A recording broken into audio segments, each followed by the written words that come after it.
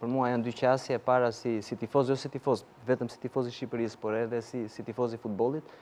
Futbolli ne jemi mësuar edhe kemi parë që ka dhuruar magjik, kështu që duhet të besojmë edhe atë suksesin tonë. Po flas si tifoz edhe përveç si tifoz kujtëzi edhe si tifoz i futbollit, ose emocioneve që dhuron, por edhe surprizave që dhuron. Pastaj në qoftë se kalojmë edhe komentojmë si gazetar, normalisht diferencat janë të mëdha midis Anglisë edhe Shqipërisë. Bëhet fjalë për një kombëtare që ka vetëm 3 futbollistë në përbërje të saj, që kanë një kosto më të ulët se sa lojtari jonë më i shtrenjtë. Është një kombëtare e cila ka një kosto totale, një vlerë në treg për 1.3 miliard eurosh, ne jemi diku te 100 milion euro, kështu që mund të dallohet diferenca edhe vlerësimi që kanë futbollistët, vlerësimi sa i përket kapacitetit të tyre, sepse ata vlerësimi që ata kanë nga klubet në të cilat luajnë. Kështu që ne nuk është se për mendimin tim nuk është se jemi në një moment të mirë, duke pasur parasysh gjendjen e të gjitha reparteve.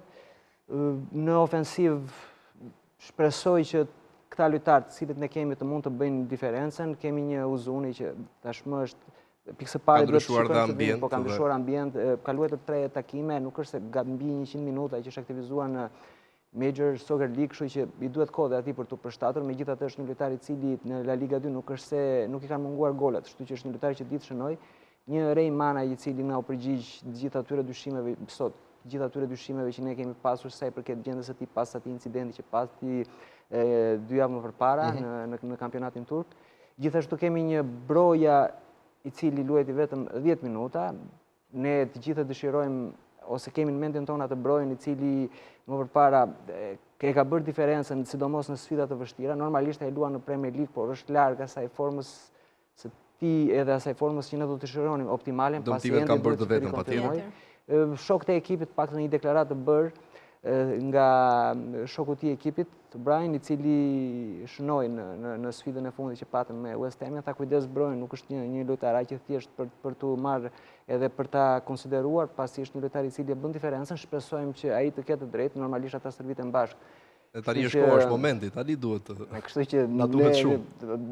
Nëse ai do të arrinte të bënte diferencën, pastaj nëse do të jepë mundësia për të luajtur atëherë aq më mirë për neve, por sfida e vështirë. Unë nuk e di çfarë qasje do të ketë Silvinho, pasi duke pasur parasysh mënyrën se si ai aktivizohet, se si ai arreshton ekipin, i mësua me një ekip përgjithsisht 3-4-3, po nuk e di ndaj kësaj Anglie që ka mesfushorë si Bellingham apo Rice apo lojtarë tjerë si Manchester City-t që janë me të vërtet, s'më vjen, janë me të vërtet, Foden, që janë me të vërtet jashtëzakonshëm, edhe kemi mësuar që përveç se din të shënojnë, janë edhe kanë një diferencë të madhe sa i përket kundërshtarëve të tyre, pastaj për mos folur për sulmin, Harry Kane, një lojtar i papërmbajtshëm, kështu që do të vuajnë çunat, por kanë dhe ata eksperiencën e tyre, le të themi, në kompeticionet evropiane, kështu që të shpresojmë që të jenë në ditën e tyre më të mirë dhe Anglia në ditën e saj më të keqe.